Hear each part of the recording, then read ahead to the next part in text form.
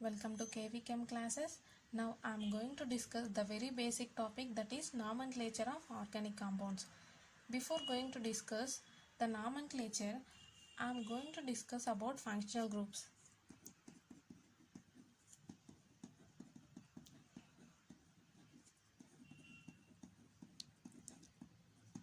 What are functional groups? These functional groups are the heart of much of organic chemistry we shall study. Now, we will carry out many transformations of organic molecules. In these transformations, changes occur only at one spot. The spot is functional group. Example,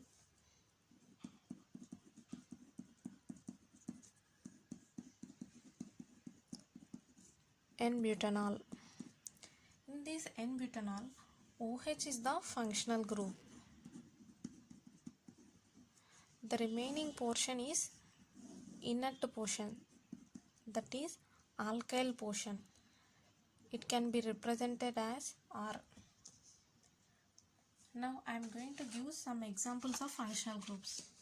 These are examples of functional groups and their classes. The functional groups are alkenes, alkynes, alcohols, ethers, aldehydes, ketones, carboxylic acid, esters, amine, amide, halides. These alkenes comes under class alkene. The triple bond compounds comes under class alkyne. Example, acetylene. Like this. These are the examples of functional groups. Based on the functional groups, we can give names to the compounds. We can classify organic compounds. Functional group is the site of chemical reactivity. For example, I am taking alkene.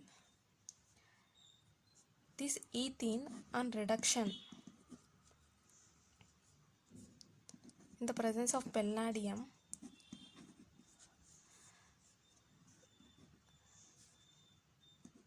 we can get some alkane.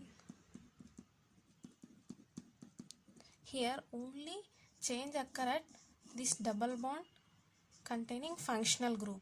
The remaining alkyl portion is inert. Nothing will happen to this alkyl part. For example, I am taking benzoic acid. When benzoic acid on reaction with soda lime means combination of sodium hydroxide and calcium oxide. On reaction with this, decarboxylation takes place. We can get benzene. Here only transformation, that is change, occur only in the functional group. The remaining portion is inert. That is about functional groups. Now I am going to discuss nomenclature of organic compounds. In early days of organic chemistry, each new compound was given individual name based on their source. For example, if someone found something, that is, we don't know the name of the structure of this compound, which we just extracted something from ants. In Latin, ants were called formica.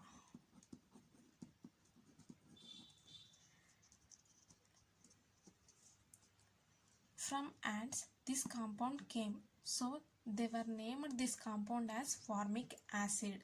So the name formic acid is given. The structure of compounds were not known at that time. Without referring to the structure, they are giving name to the compound. That names are called common names.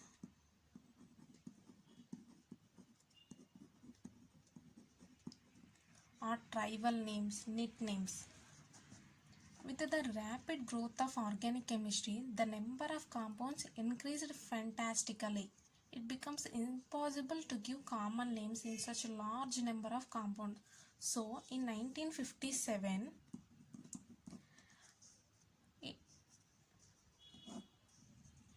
International Union of Pure and Applied Chemistry given systematic names to organic compounds based on their structure, that is IUPAC. How to pronounce this? IUPAC. IUPAC.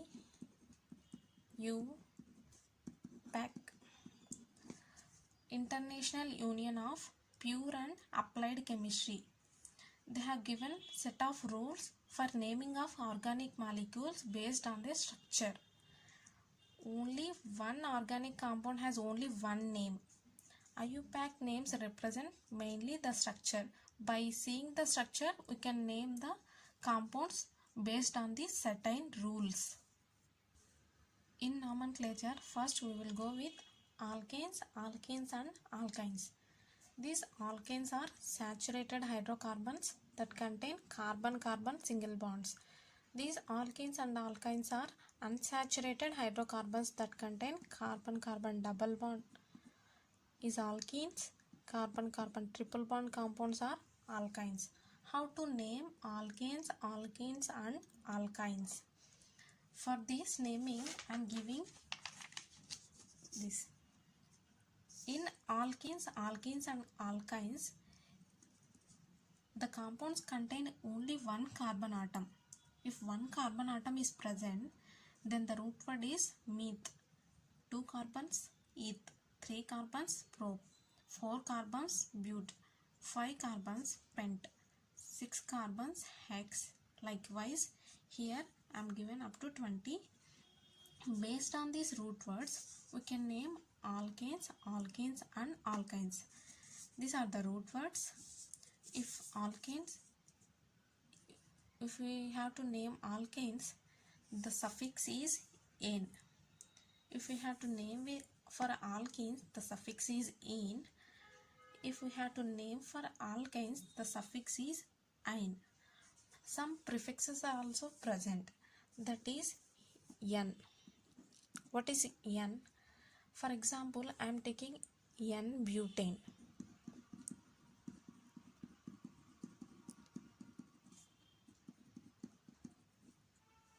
Why we called N-butane? This prefix N is used for those alkanes in which all carbons are in continuous chain. Here in butane, all carbons are in continuous chain. So, prefix N is used.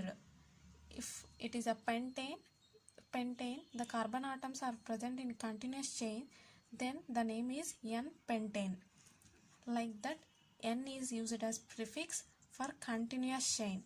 Second one is iso. Prefix iso. This prefix iso is used for those alkanes which have methyl group attached to second last carbon atom of the continuous chain. For example, I am taking isobutane.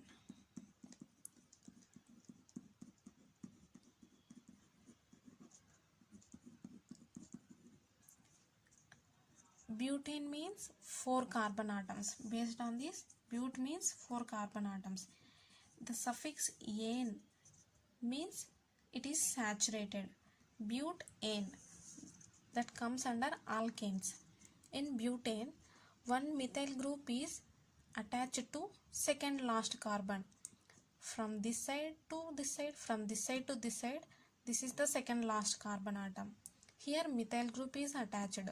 So, if the methyl group is attached to second last carbon, then we have to add prefix iso to the root word. So, the name for this is isobutane. If I'll increase one more alkyl group, then what is the name?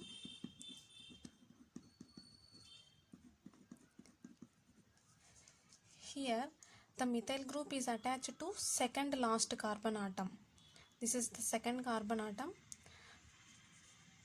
Then what is the name to this compound? Here how many carbon atoms are present? 1, 2, 3, 4, 5. 5 means pent. Root word is pent. and here all carbon in this structure only single bonds are present, so alkane. The suffix for alkanes is ane, so pentane. But here these all carbon atoms are not in a single chain. One methyl group is present as a branch in second last carbon atom, so we can give prefix to that as iso. So the name for this compound is isopentane.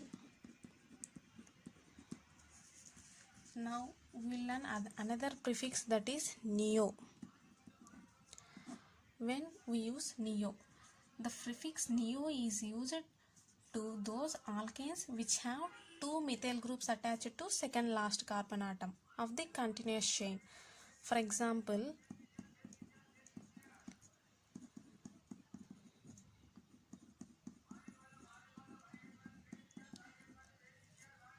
how to name this and how to add prefix neo to this compound. Here how many carbon atoms are present? 5 carbon atoms are present, and in this structure only single bonds are present, so 5 carbon atoms means pent. The prefix is ane is given to the structure containing single bond, so alkanes, this comes under alkanes, so pent. Suffix is ane, so the name is pentane. But here these two substituents are not in a single chain. Here these two attach to same carbon atom, that is second last carbon atom. That time we have to add prefix neo. So the name of this compound is neopentane. For better understanding, I am taking another example, that is if we add another alkyl group. Here two methyl groups are present to second last carbon atom. That time we have to add prefix neo to the structure. How many carbon atoms are present? 6.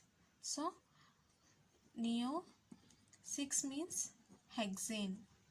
Hex, root word is hex. Neo, hex. This is saturated hydrocarbon, so the suffix is ane. The name of this compound is neohexane. Like this, N, iso, neo is used as a prefixes in these hydrocarbons. The prefix N is used when alkane is unbranched single continuous chain. The prefix iso is used when alkane contain CH3 taken twice to CH group and no other branches. The prefix neo is used when CH3 thrice C. This group is present. If this group is present in a compounds, we can give neo. If this group is present, we can give iso. See, here this group is present in this structure, CH3 twice CH, so iso is given. Here CH3 thrice C. Here 3 CH3 groups are attached to carbon atom, so neo is given as a prefix to this compound. Like this, N, iso, neo is used as prefixes. Now I am discussing classification of carbon atoms. How carbon atoms are classified. Classification of carbon atoms.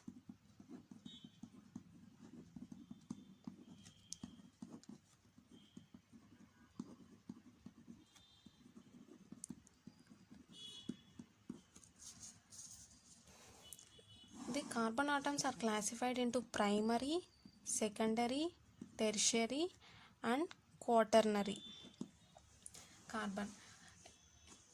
A carbon is said to be primary if the carbon atom attached to only one another carbon atom. A carbon is said to be secondary if the carbon atom attached to two carbon atoms. Carbon is said to be primary if carbon is attached to one carbon atom. If carbon is said to be secondary if carbon is attached to 2 carbon atoms. A carbon is said to be tertiary if it attached to 3 carbon atoms. A carbon is said to be quaternary if it is attached to 4 carbon atoms. Like this.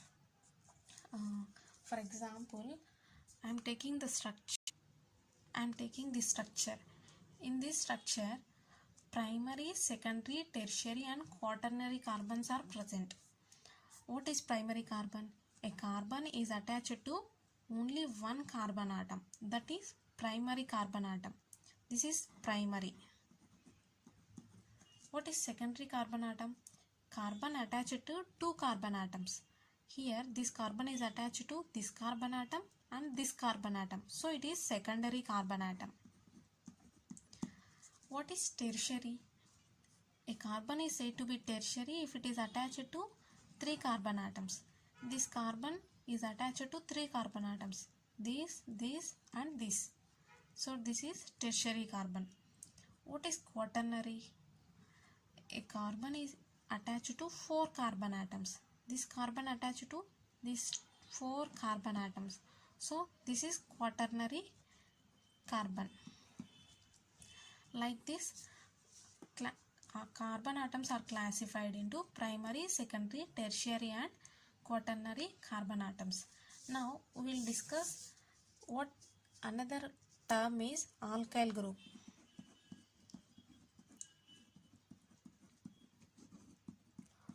What is an alkyl group? An alkyl group is formed by removing one hydrogen from the alkane portion. For example, I am taking methane. This is the methane. If I remove one hydrogen from methane, then we will get CH3. This is alkyl, methyl. Now I am taking another one, that is ethane. From ethane I am taking one hydrogen. We will get this structure. CH3 single bond CH2. One hydrogen is missing. These are alkyl groups. These alkyl groups are represented by R. Okay, one hydrogen atom is missing from the alkyl groups. These alkyl groups are also named as alkanes by removing one hydrogen. For example, these are all alkanes, no? This is methane, this is ethane. Alkane, these two are alkanes. Alkane. In this alkane, by removing one H, I am removing N from this and adding L. I am removing minus N and adding YL. So now what is the name? Alkyl. I am removing N. So I am adding YL. So alkyl. So these are all alkyl groups. Now how to name them? This is a methane. Methane. In methane, I am removing N and adding YL. Now the name becomes methyl. In ethane, I am removing N and adding YL. So the name becomes ethyl. So alkyl groups are named as methyl, ethyl because one hydrogen is missing. These groups are always attached to some other portions such as functional groups, like that. Now I am going to tell another term, that is non-alkyl groups.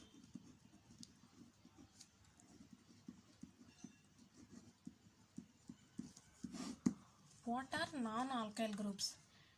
A number of non-alkyl groups are used in naming organic compounds. The names are given below. This chloro, bromo, iodo, fluoro, NO2, NO, NH2, OH. This is the chloro, bromo, iodo, fluoro, nitro, nitroso, amino and hydroxy.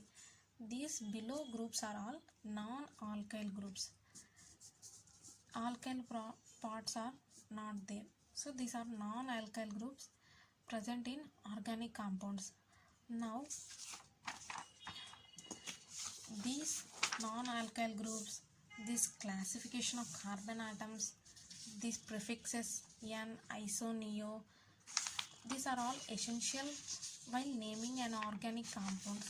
Now there are certain rules for naming organic compounds. We will discuss the rules in next class.